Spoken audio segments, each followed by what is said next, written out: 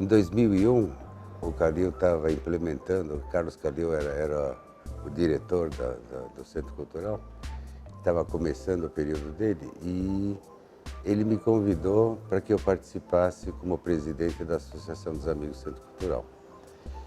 Eu, meio distraidamente, cheguei atrasado na Assembleia, então eu perdi a Assembleia e não fui eleito para nada e foi uma pena.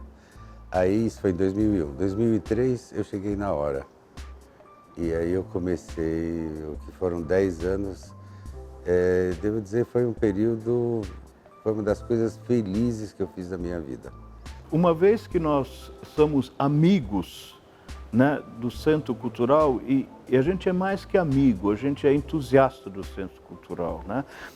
E por esse grupo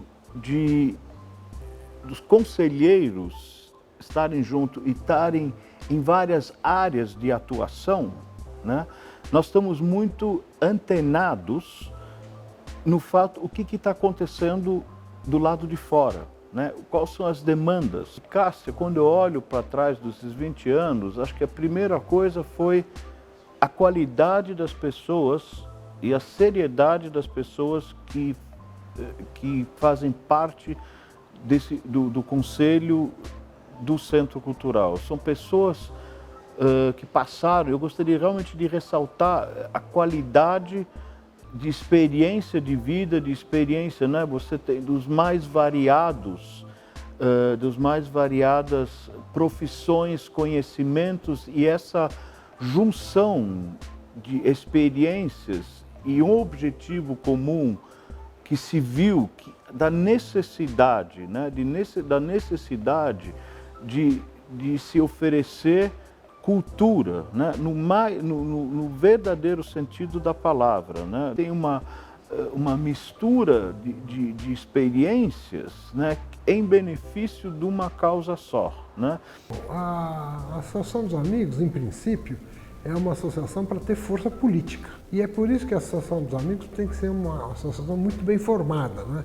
É gente que traz dinheiro, gente que traz ideias, gente que traz debates, né, sobre a questão cultural, né?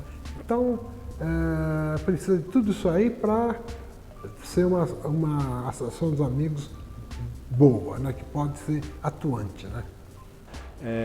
Elas cumprem um papel importantíssimo, né? Porque elas de fato trazem para um centro cultural com essa envergadura agentes ou representantes da sociedade civil que a princípio não estão representados no poder público, né?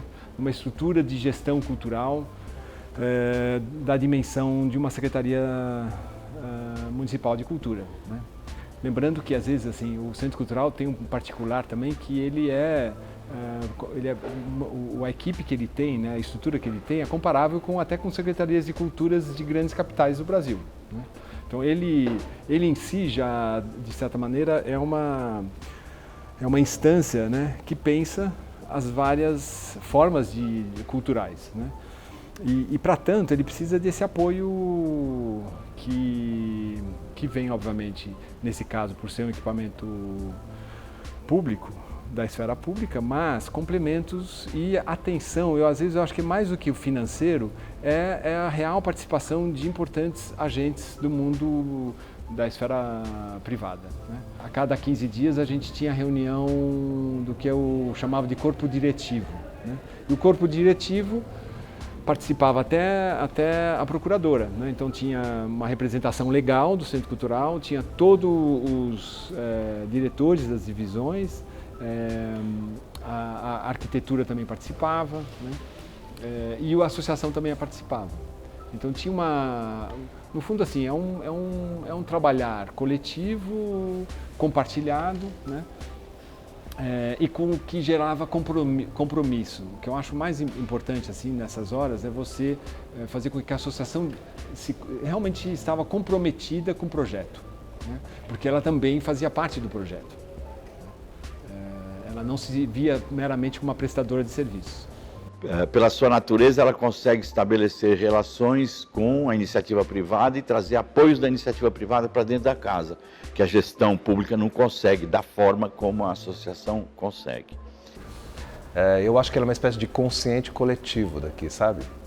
Não inconsciente, mas consciente mesmo. Quer dizer, os amigos que se reúnem de tempos em tempos para conversar como é que estão as coisas aqui, como é que é o andamento das coisas, como é que elas estão funcionando, de todos os pontos de vista, eu acho muito importante. É uma forma de você colocar para as pessoas o que você está fazendo em termos de administração, porque isso é uma responsabilidade pública. Você tem que prestar contas do que você está fazendo. E eu acho que a associação funciona muito como isso, sabe? Como uma espécie de consciente coletivo. As pessoas vêm para cá, a gente se reúne, a gente conversa sobre programação e sobre todos os eventos que estão relacionados com o Centro Cultural São Paulo. E a associação tem se mostrado muito importante nesse sentido. É a minha primeira, vamos dizer, a minha primeira participação na esfera pública. E eu fiquei muito feliz de, logo de cara, encontrar a associação, porque é uma espécie é um lugar muito importante para você conversar sobre as coisas como elas estão sendo feitas aqui no Centro Cultural São Paulo.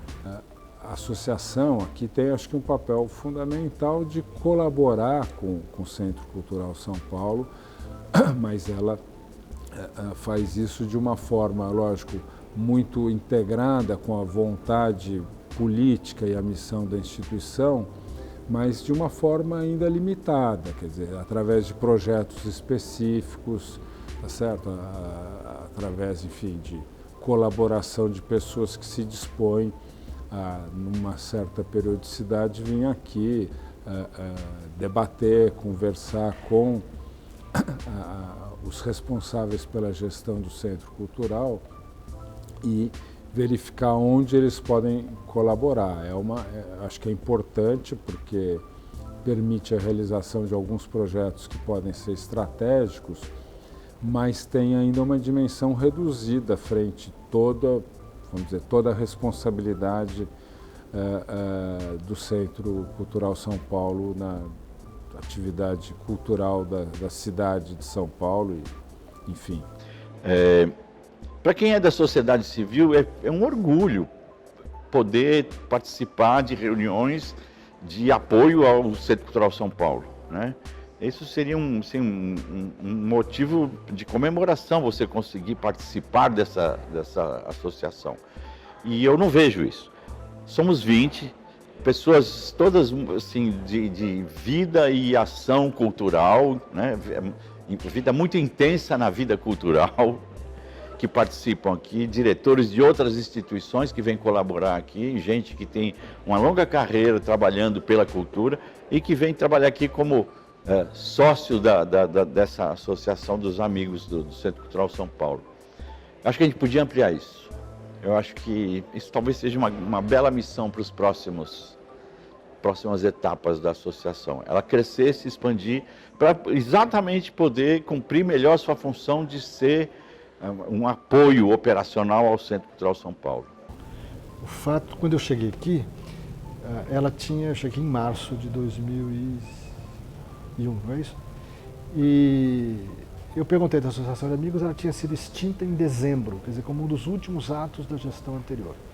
E eu pedi para o pessoal do jurídico investigar as condições dessa extinção.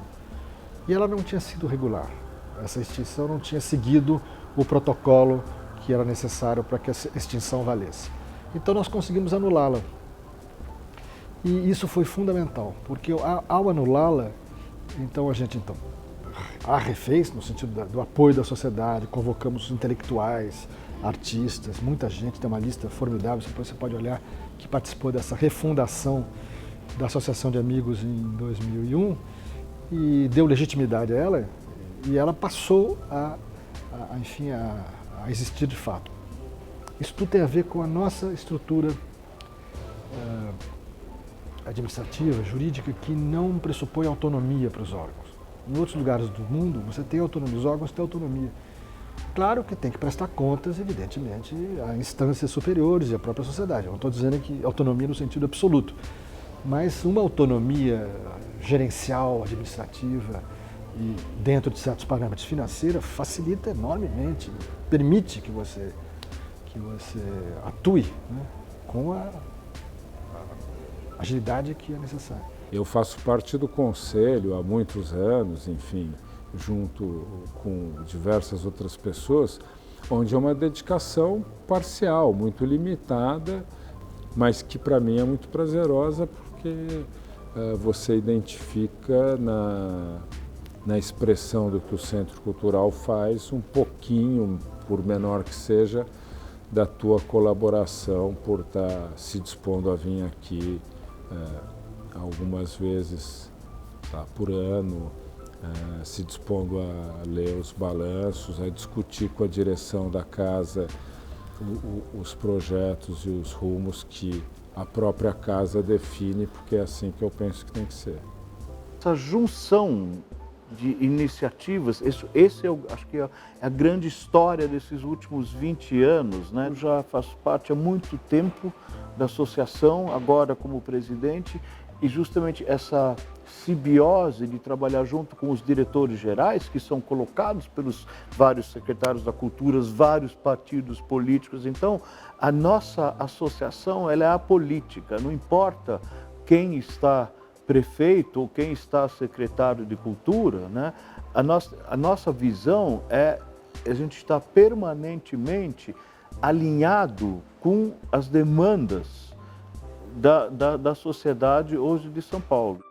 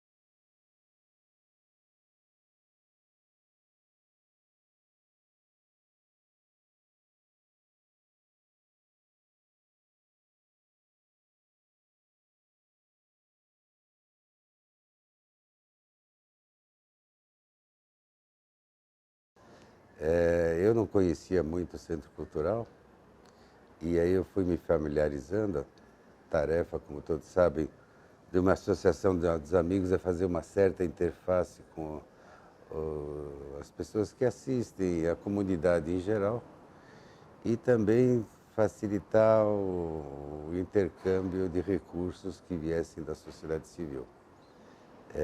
O que era uma coisa muito delicada sempre, ainda mais num país como o nosso, mas era um prazer trabalhar com o Calil, a retidão. Sempre que ele me chamava, eu trabalhar com ele. É muito bom. E para um analista que fica o dia inteiro em seu consultório, quer dizer, ter essa oportunidade foi muito enriquecedor. Se tiver mais oportunidade, eu sempre vou estar disponível para ajudar. Porque quando eu conheci o Centro Cultural foi um deslumbramento. De todos os centros culturais que eu conheço, esse era o mais afável e amigável para o público em geral. Quer dizer, as pessoas não têm aquele sufoco de entrar numa coisa grandiosa, cheia de cultura, que oprime a pessoa comum. As pessoas entram aqui como entrassem na sua casa. E aí, você encontra de tudo, da região, aposentados, estudantes. Eu vinha saber que era a maior biblioteca do estado de São Paulo, tirando a biblioteca municipal. O acervo é maravilhoso, mas principalmente essa construção, que ela parece uma extensão da rua. Você caminha, entra nela, e você tem até sem tetos entram aqui. Aliás, uma vez eu vi uma coisa muito engraçada. O pessoal sem teto veio reclamar na diretoria do Centro Cultural, depois de um ciclo de filmes do Visconti, que só passava filme chato aqui no Centro Cultural. Por que não passava Titanic, tudo isso? Quer dizer, é um exemplo de como o Centro Cultural é afável. Quer dizer, ele tinha abertura para a pessoa, um sem teto, que entra aqui de manhã, passa o dia circulando, poder reclamar que a programação não estava de acordo. Eu achei isso espetacular. Aí na época tinham grupos de pop que se reuniam, que depois o pessoal ficou com receio que circulava maconha ou coisa assim, e eles passaram a se reunir durante muito tempo aqui em frente. Então também o Centro Cultural era uma referência do público pop, quer dizer, tem todas as idades, a arquitetura foi muito feliz.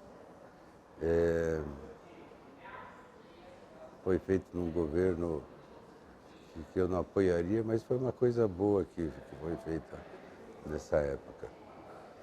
E, bom, nesses 10 anos eu tive o prazer também de trabalhar como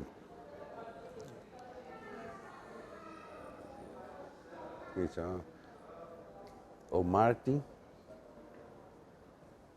Trabalhei também com... Quem mais trabalhou? Celso Cury. O Celso Cury e o Ricardo Rezende. Quer dizer, eu fiquei amigo do... Me fugiu o nome. O primeiro que eu falei, O Martin. eu fiquei amigo pessoal do Martin. Quer dizer, e acho que fiquei amigo também do Ricardo. O Calil nem se fala. Então também é uma participação que ampliou bastante meu universo. A gente fez projetos aqui muito simpáticos. Eu vou dizer alguns. Eu intermediei a doação a partir da Comissão de Justiça e Paz de uma coleção linda e enorme de cartazes da luta política do Brasil e da América Latina, e que foram restaurados, recuperados aqui no Centro Cultural e fazem parte do acervo. Foram objeto de uma exposição muito bonita aqui. Durante esse período, muitas coisas aconteceram. Eu particularmente gosto do projeto de música contemporânea e dessas coincidências. Semana passada eu dei uma palestra junto com o Rodolfo Coelho. E aí a gente lembrou, e como todos os compositores contemporâneos, ele não tem a bênção de poder ter gravado as suas obras. Então, para ele e para os outros três, foi uma coisa inestimável. Assim como as recuperações que o Calil fez do modernismo brasileiro são inestimáveis. E a gente fez, isso foi por organização minha, o psicodrama público, que acho que se repete todos os sábados até hoje. Isso vem já são 15 anos. Todo sábado tem um psicodrama público aqui.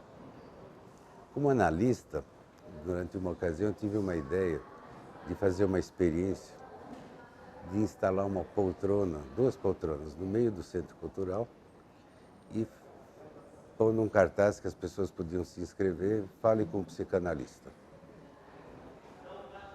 E era a oportunidade de um encontro. A pessoa não podia remarcar, o analista não podia dar interpretações ou encaminhar para qualquer lugar. Ele tinha um período, 45 minutos, para ouvir.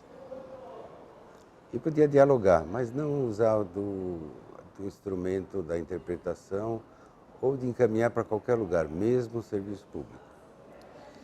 E aí foi muito engraçado, porque eu vim aí para dar suporte, em geral eram analistas principiantes que faziam essa experiência. E apesar de estar no centro do Centro Cultural, era como se estivesse em paredes, a intimidade era tão forte que nem eu fazendo gestos muito, muito absurdos, eles se davam conta que eu estava do lado, porque rapidamente ganhava uma intimidade muito grande. Para surpresa dos analistas e desgosto da Associação Psicanalítica, porque ela dizia, e se alguém se matar, como é que fica isso? E desgosto do Centro Cultural, falar, aqui não é lugar de terapia, aqui, isso aqui não é arte. Então a gente pôs um subtítulo, não é nem psicanálise nem arte, é converse com o psicanalista. E uma das pessoas, eu vou contar porque foi muito bonito, é uma pessoa bastante atrapalhada, com forte sotaque nordestino. Ela chegou pro psicanalista e falou, olha, eu tenho uma solução para os problemas de São Paulo, que é uma cidade que ninguém conversa com ninguém. A gente devia formar muitos foniatras e fonoaudiólogos, que ensinariam as pessoas a conversar umas com as outras. Eu estou 15 anos nessa cidade e ninguém fala comigo e eu não tenho de quem despedir. Então eu me inscrevi aqui para falar com o senhor, para me despedir de São Paulo. Então eu estou indo embora para a minha cidade. Eu acho que é um exemplo muito bonito, tanto do vértice da importância de um ouvido para ouvir, como desse tipo de, no final era uma instalação com performance. E vieram os curadores e a gente, inexperiente, não colheu o material, não filmou nada.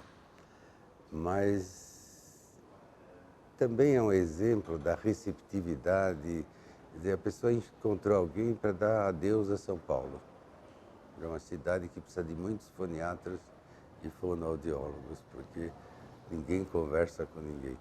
Quer dizer, de uma forma até atrapalhada, introduziu uma coisa muito bonita. Então, veja, as exposições que acontecem aqui, é um prazer participar. Eu atualmente estou como conselheiro, dependendo do prefeito eu frequento menos, porque embrulha o estômago, então ultimamente eu não tenho vindo, mas permanece, eu tenho uma ligação muito forte com o Centro Cultural. É um lugar que eu entro, também sinto como minha casa, também sinto como um acolhimento e gosto de participar nesse aspecto de dar o acolhimento. Léo, quais seriam as suas perspectivas da associação daqui a 5 ou 10 anos? Como ela vem atuando, como ela poderia atuar, né? Ampliar também a sua atuação com o Centro Cultural.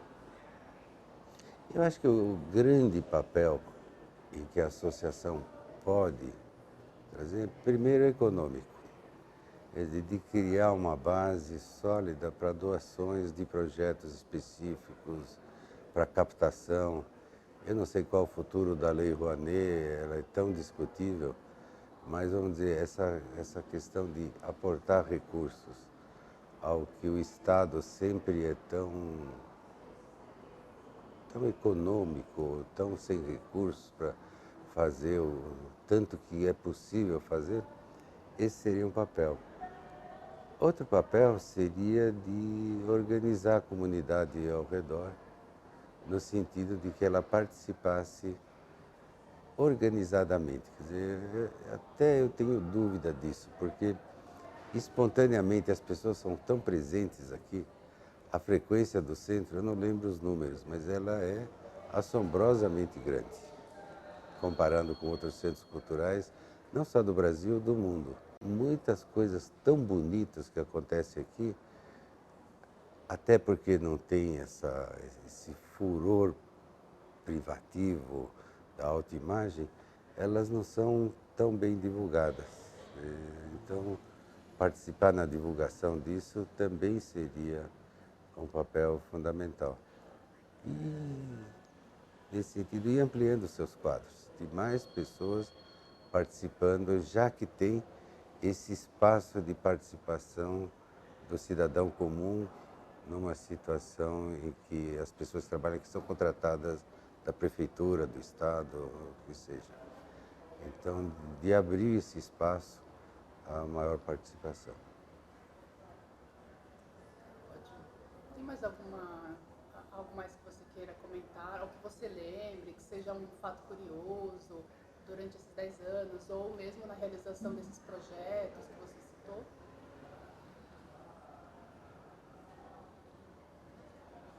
Esse fato curioso, eu acho que eu até já contei essa história do fálico psicanalista. Sim.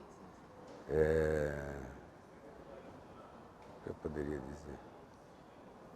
Até mesmo dos cartazes, né, que hoje eles estão disponíveis na internet, todos eles digitalizados, existe uma procura bem grande também. E a doação foi super importante, né? Foi.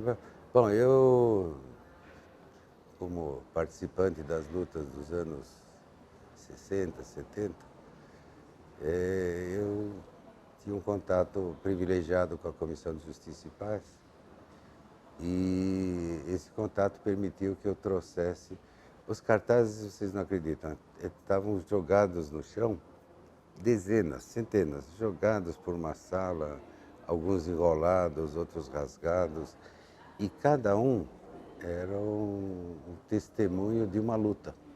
Cada cartaz tinha por trás de si uma organização, uma luta, uma causa, então eles são muito eloquentes. E como eles são assim, explosivamente atuais daquela luta naquele momento, a gente via em todos eles uma coisa muito peculiar.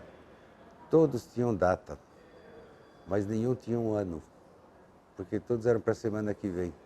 Então era óbvio que era a semana que vem. Então a gente, diante daquele grupo, esse é um trabalho que ficou por fazer, é datar esses cartazes. Porque como eles eram assim, de uma luta imediata, ninguém se preocupou em pôr o ano. E quando a gente foi organizar, mas olha que coisa interessante, como o cartaz é uma obra feita no calor da luta. E ele traz essa marca, nessa ausência informativa. Mas que dia foi que as mulheres negras se juntaram e blá, blá, blá, blá, blá. Que dia teve a luta pelos direitos contra a desigualdade, o que seja.